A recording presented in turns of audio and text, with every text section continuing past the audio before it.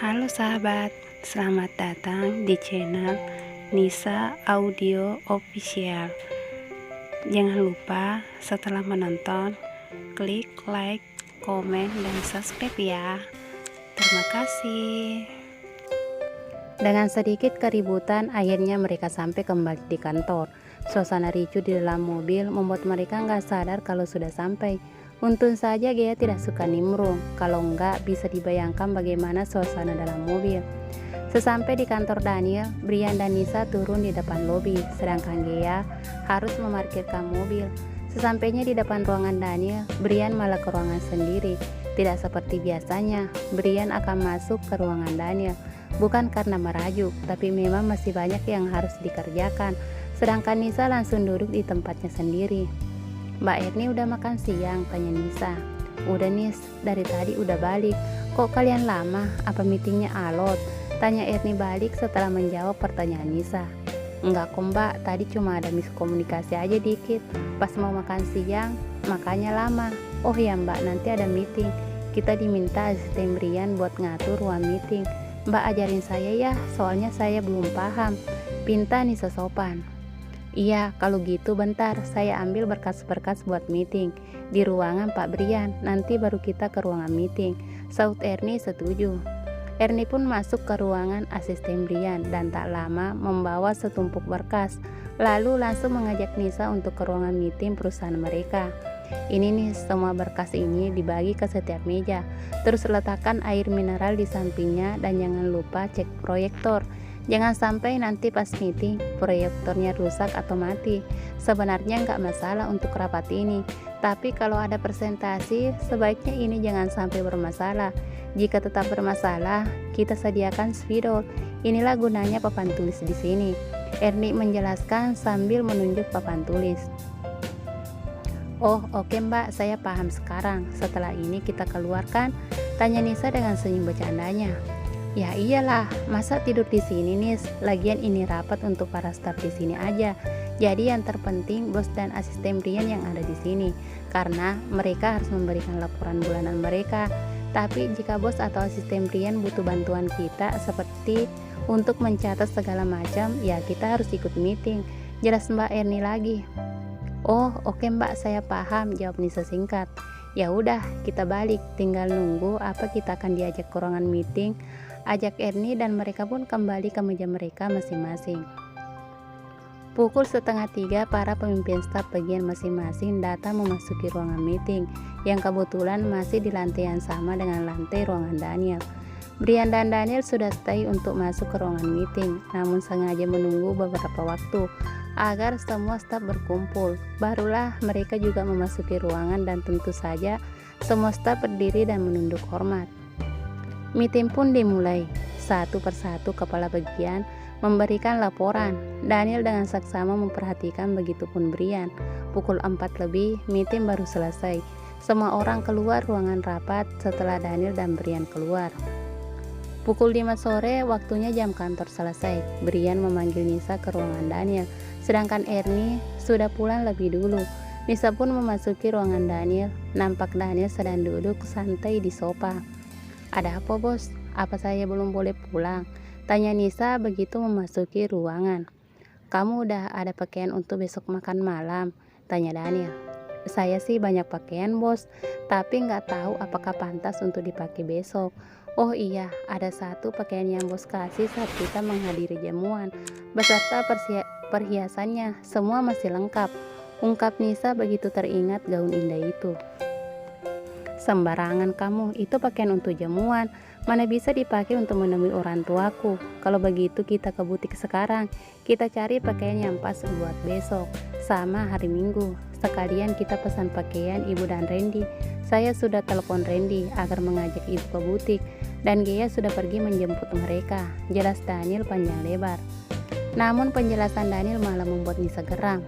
Bukan apa-apa, sudah mengatur semuanya, kenapa masih bertanya? Hal itulah yang membuat Nisa geram. Dasar bos, kalau udah diatur begitu kenapa masih bertanya?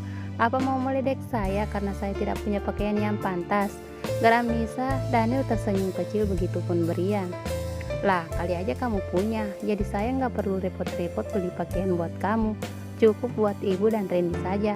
Masa nanya aja salah, dasar paparan, tukang emosi. Ledek Daniel membuat Nisa kesal dan mengerucutkan bibirnya. Udah, jangan dimaju-majuin bibirmu, wajahmu makin jelek, ejek Daniel dengan acuhnya. Bodoh amat, terserah saya. Orang bibir-bibir saya, jelek juga muka saya sendiri.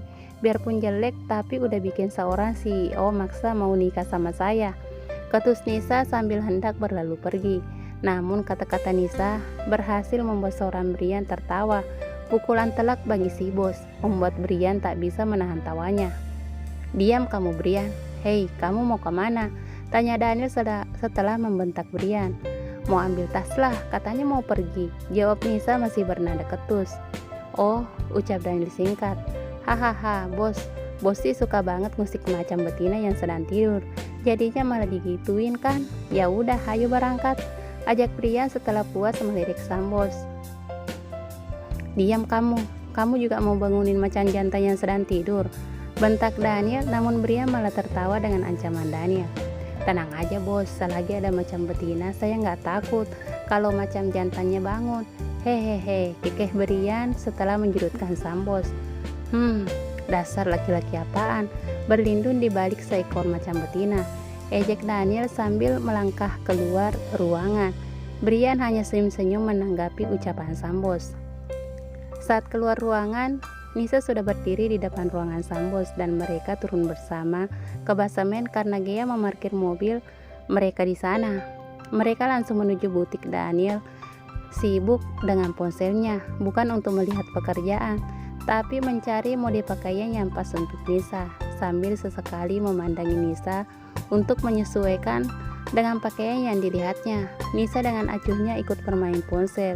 Brian sibuk menghubungi manajer butik agar sudah menyediakan pakaian model terbaru untuk Nisa dan keluarganya. Sesampainya di butik, mereka turun. Seorang wanita cantik menyambut mereka, dan ternyata itu adalah manajer butik yang masih di bawah naungan perusahaan Daniel. Dengan senyum manisnya menyambut kedatangan mereka. Silakan Pak Presdir, semua sudah disiapkan seperti permintaan asisten Brian tadi di telepon. Saya sudah pisahkan agar lebih mudah, sambut sang manajer ramah. Kalian punya model ini? Tanya Daniel sambil menunjukkan ponselnya. Sang manajer melihatnya dan langsung tersenyum. Itu memang keluaran butik kita Pak, sudah saya sediakan. Ayo kita ke sana, ajaknya setelah memberitahu Daniel. Mereka pun melangkah ke tempat di mana sang manajer melangkah dan menunjukkan pakaian yang tadi Daniel inginkan. Nisa diminta memilih warna yang dia suka sebelum nanti mencobanya di ruangan pas. Nisa memilih warna pastel yang soft seperti peach, baby blue, dusty pink, cream. Pelayan membawakan pilihan Nisa dan langsung masuk ke ruangan pas. Setiap mencoba satu warna, Nisa keluar. Daniel menilai satu persatu. Namun menurut Daniel semua pakaian itu sangat cocok untuk Nisa. Dan seperti yang semua orang tahu, jika Daniel menyukainya, maka semua akan dibelinya. Sampai-sampai Nisa protes karena Daniel selalu melakukan semua keinginannya tanpa menanyakan pendapat dari Nisa. Kebiasaan banget sih bos, kalau suka sesuatu semua diambil. Kenapa banyak-banyak belinya? Kan mutunya cuma satu, kenapa diambil 4? Protes Nisa. Karena aku suka melihatmu memakainya. Lagi pula siapa yang beli? Kan aku tinggal ambil aja. Jadi kamu gak protes bisa kan? Tanya Daniel setelah menegaskan alasannya. Saya tahu karena butik ini milik perusahaan bos, tapi kan semua ada hitungannya. Lagi pula aku butuhnya kan cuma satu. Nisa kekeh dengan pendapatnya. Jangan sok tahu deh, belum tentu. Mama cuma ajak sekali ini saja. Kamu gak tahu mama sih, bisa-bisa tiap hari dia ajak kamu makan malam. Jadi lebih baik bersiap-siap. Seandainya mama ngajak makan malam lagi, jelas Daniel tegas. Ya udah deh, terserah, ucap Nisa pasrah. Oh ya, jangan lupa buatin pakaian untuk acara lamarannya. Boleh gaun, boleh kebaya modern. Nanti Sabtu akan diambil, kerjakan yang baru, jangan yang sudah dipajang di sini. Juga setelan untuk saya, terang Daniel. Wah, Pak Presdir mau lamaran ya? Syukurlah kami ikut senang Pak, saya akan buatkan pakaian khusus. Tinggal kita ukur saja, ucap manajer menjelaskan. Baiklah, ukur dia dahulu. Nanti ada 2 orang lagi yang harus diukur, ujar Daniel memberitahu. Baik Pak, ayo Mbak ikut saya, ajak sang manajer. Tak lama Ibu dan Randy datang dengan diantar Gea. Mereka langsung masuk ke butik seperti permintaan Brian lewat pesan. Ibu udah datang ya, sini Bu, duduk dekat saya. Jalanan pasti macet, Ibu pasti capek, sambut Daniel sambil menyalami Ibu. Beberapa pegawai yang melihat itu tersenyum senang, tidak menyangka seorang presidir yang terkenal dingin ternyata bisa bersikap sopan dan penuh kehangatan. Enggak kok Nak Daniel, emang sedikit macet, tapi kan Ibu cuma duduk aja. Yang capek itu si Gea, karena dia yang menyupiri mobilnya, jelas Ibu dan langsung duduk. Ibu tunggu bentar ya, soalnya Nisa yang lagi diukur, nanti gantian Ibu ya, ucap Daniel sopan. Iya Nak Daniel, apa ini gak merepotkan?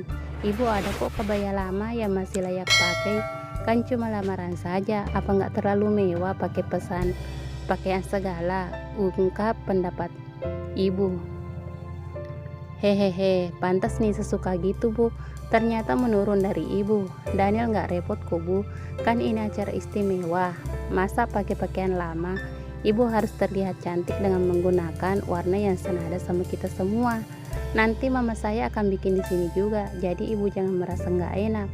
Anggap Daniel seperti putra Ibu sendiri yang memaksa ibunya agar tampil cantik, tutur Daniel dengan senyuman. Ya udah kalau gitu maunya, Ibu nurut aja apa kata Daniel, kata Ibu mengalah.